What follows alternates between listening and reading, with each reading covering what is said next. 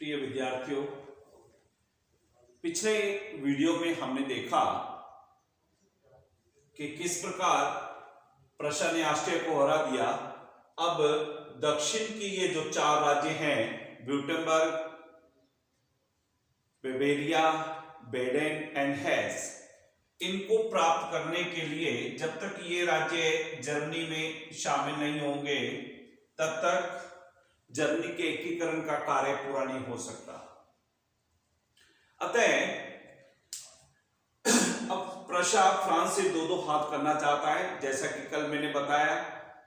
और इधर फ्रांस के अंदर यहां के सम्राट नेपोलियन तृतीय की प्रतिष्ठा दिन प्रतिदिन गिरती चली जा रही है। वो भी चाहता है युद्ध, अपने गौरव को बचाने के लिए फ्रांस भी युद्ध चाहता है। इधर बिस्मार्क उस काल का सबसे महान कूटनीतिज्ञ अपनी तैयारियों को पूरा किए बैठा है। हमने कल डिस्कस किया कि युद्ध के कारण क्या थे। युद्ध का पहला कारण यह था कि प्रशा ऑस्ट्रिया युद्ध के समय फ्रांस की नीति यह थी कि प्रशा कमजोर बना रहे, दुर्बल बना रहे, उसका संगठन नहीं हो, इसके राज्य आपस में लड़ते झगड़ते रहे ताकि फ्रांस की सीमा पर एक ताकतवर राष्ट्र का निर्माण न हो सके। लेकिन प्रशा ऑस्ट्रिया युद्ध के बाद प्रशा एक शक्तिशाली राष्ट्र बनकर उभरा, जिससे फ्रांस की इच्छाओं पर, नेपोलियन तृतीय की इच्छाओं पर तुषारपात हो गया। दूसरा, प्रशा ने ऑस्ट्रिया को हराकर यूरोप महाद्वीप में एक बहुत बड़ा स्थान प्राप्त कर लिया। यह बात फ्रांस के सम्राट नेपोलियन तृतीय को हजम नहीं हो रही है। वो फ्रांस के बढ़ते हुए गौरव को, अपना गौरव तो इसका गिर रहा है नेपोलियन तृतीय का, प्रशा का गौरव बढ़ गया, ये बात उसको अच्छी नहीं लगी। फिर मैंने एक तीसरा पॉइंट बताया था कि प्रशा ऑस्ट्रिया युद्ध के समय में बिस्मार्क ने नेपोलियन तृतीय का मुंह बंद करने के लिए, ताकि वो ऑस्ट्रिया की सहायता नहीं कर सके, राइनलैंड वाला आश्वासन दिया था। तो नेपोलियन तृतीय को यह उम्मीद थी कि युद्ध के बाद बिस्मार्क राइनलैंड दे देगा, जिससे उसका साम्राज्य विस्तार यहां तक हो जाएगा। बड़ा उपजाऊ प्रदेश है, बड़े ही खाने हैं यहां पर। लेकिन जिस तरह का व्यवहार कल मैंने आपको बताया किया, क्योंकि समझौता लिखित के बजाय मौखिक हुआ था, बिस्मार्क ने साफ अंगूठा दिखा दिया, देने से इनकार कर दिया।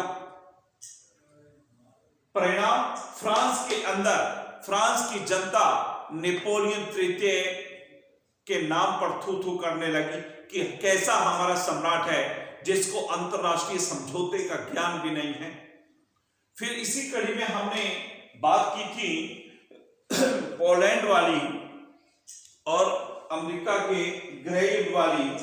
उस समय अमेरिका में गृह युद्ध चल रहा है। संयुक्त राज्य अमेरिका की बात कर रहा हूं मैं महाद्वीप की बात नहीं कर रहा। तो अमेरिका अपने गृह युद्ध में उलझा हुआ था। उसका पड़ोसी राष्ट्र है मैक्सिको। मैक्सिको में साम्राज्य विस्तार करने की इच्छा से फ्रांस के सम्राट नेपोलियन तृतीय ने अपनी सेना भेज दी, लेकिन उल्टा हो गया। ना तो मैक्सिको हाथ में आया, बल्कि फ्रांस, वहां का जो राष्ट्रपति है मैक्सिमिलियन, उसकी सुरक्षा में फ्रांस की सेना तैनात थी और मैक्सिमिलियन की हत्या हो जाती है और हत्या का आरोप भी फ्रांस की सेना पर लगता है। अब अंतरराष्ट्रीय जगत में फ्रांस की प्रतिष्ठा और गिर गई। तो कुल मिलाकर अंतरराष्ट्रीय स्तर पर और गृह स्तर पर, दोनों ही स्तरों पर नेपोलियन तृतीय की प्रतिष्ठा गिरती जा रही है। दोनों ही मोर्चों पर नेपोलियन तृतीय फ्रांस का सम्राट विफल हो रहा है और उसके पास एक ही उपाय है अपनी प्रतिष्ठा को बचाने के लिए कि प्रशा से दो हाथ कर प्रशा को युद्ध के मैदान में हराकर वो अपनी खोई हुई प्रतिष्ठा को प्राप्त करे। अभी पोलैंड का कुछ समय पहले मैंने आपको बताया था कि पोलैंड में विद्रोह हुआ था। रूस भी पोलैंड के विद्रोह के समय से फ्रांस से नाराज है, क्योंकि फ्रांस की सहानुभूति पोलैंड के विद्रोहियों के साथ थी, रूस के खिलाफ थी। मैं यहां आपको यह भी बता दूं कि आप सब जानते हैं कि फ्रांस का जो महान नेपोलियन तृतीय अब फ्रांस का सम्राट है, इसके चाचा थे नेपोलियन बोनापार्ट। वो लड़ते हुए यही वाटरलू के मैदान में रूस की सेनाओं, वैसे तो सभी देशों की सेना थी लेकिन रूस के प्रदेश में हारे थे, इसलिए फ्रांस और रूस की आपस में नहीं बनती है, ये भी एक तथ्य था। पोलैंड के विद्रोह में इसीलिए फ्रांस ने पोलैंड के विद्रोहियों से सहानुभूति जताई। इसी के साथ साथ जब क्रीमिया युद्ध हुआ था, क्रीमिया युद्ध में भी फ्रांस ने रूस को नीचा दिखाया था। इधर बिस्मार्क ने पोलैंड के विद्रोह के समय रूस का साथ दिया। रूस में रहते हुए रूस के जार से घनिष्ठ संबंध स्थापित कर लिए। तो ऐसे में यदि युद्ध होता है तो रूस की सहानुभूति पूरी प्रशा के साथ है। ये बात भी फ्रांस के सम्राट नेपोलियन तृतीय को हजम नहीं हो रही कि मेरे दुश्मन के साथ खड़ा है रूस। साथ ही साथ ऑस्ट्रिया प्रशा युद्ध के समय फ्रांस ने तटस्थ रहकर बहुत बड़ी समस्या मोल ले ली। उसको चाहिए था कि प्रशा ऑस्ट्रिया युद्ध के समय पीछे से वो प्रशा पर आक्रमण कर देता। ये तो तय था कि आने वाले समय में प्रशा एक ताकत बनेगा, यदि वो जीत गया तो फ्रांस कुछ नहीं कर पाएगा। लेकिन जिस प्रकार बिस्मार्क ने ऑस्ट्रिया को हराकर आनन फानन में मित्र भी बना लिया, उदार संधि करके नया प्रशा हाथ आया, ऑस्ट्रिया की मित्रता से भी हाथ गवा बैठा है फ्रांस। इसी प्रकार बिस्मार्क ने अपनी कुशल नीति का परिचय इटली के साथ दिया। जब इधर से प्रशा ने और इधर से इटली ने ऑस्ट्रिया पर आक्रमण किया था, हालांकि इटली हार रहा था ऑस्ट्रिया से लास्ट तक, फिर भी प्रशा ने वेनेशिया, ऑस्ट्रिया से लेकर वेनेशिया, इटली का प्रदेश ही था वेनेशिया, जिस पर कब्जा कर रखा था ऑस्ट्रिया ने, वापस इटली को दिलवा दिया, जिससे इटली का एकीकरण का कार्य सुगम हो गया। तो इटली बड़ा एहसानमंद रहा है प्रशा का, बिस्मार्क का।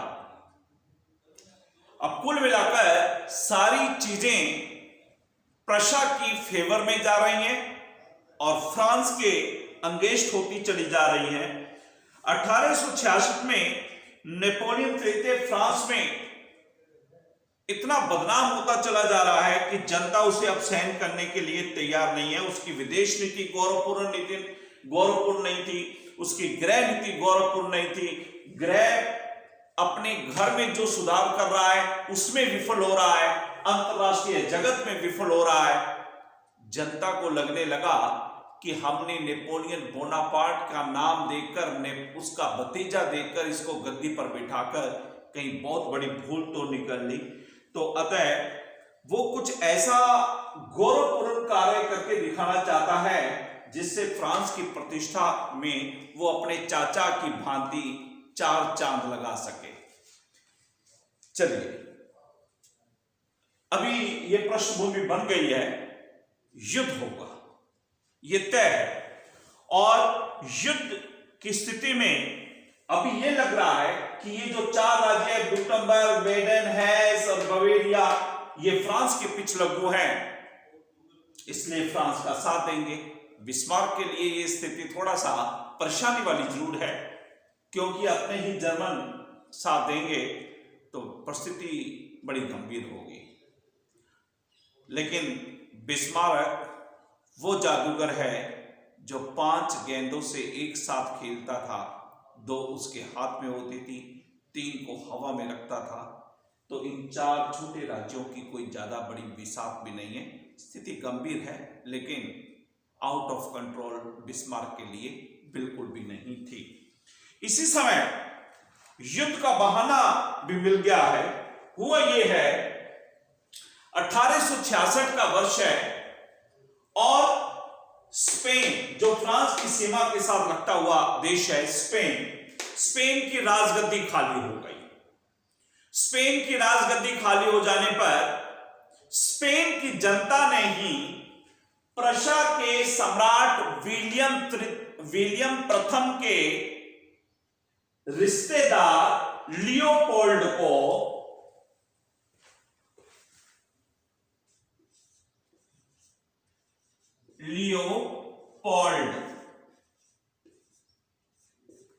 को स्पेन की गद्दी पर बिठा दिया, मतलब कि स्पेन का राजा विलियम प्रथम का रिश्तेदार बन गया। बस फिर क्या था, फ्रांस के लिए यह दिन बड़ा मुश्किल से गुजरने वाला था। कारण देखिए, इंग्लैंड से उसकी बनती नहीं, प्रशा उसका शत्रु बना हुआ है, ऑस्ट्रिया से मूर्खता करके शत्रुता बना ली, इटली भी प्रशा का मित्र है और फ्रांस का भी शत्रु है। क्यों है मैं बताऊंगा अभी। रूस से भी नहीं बनती, एक ही साइड खाली थी और वहां भी अपने रिश्तेदार को राजा बना दिया। फ्रांस को लगा कि मुझे तो चारों तरफ से शत्रुओं द्वारा घेर लिया गया है, अतः नेपोलियन तृतीय अब कुछ करना चाहता है अपनी स्थिति से उभरने के लिए। आज इतना ही, शीश कर।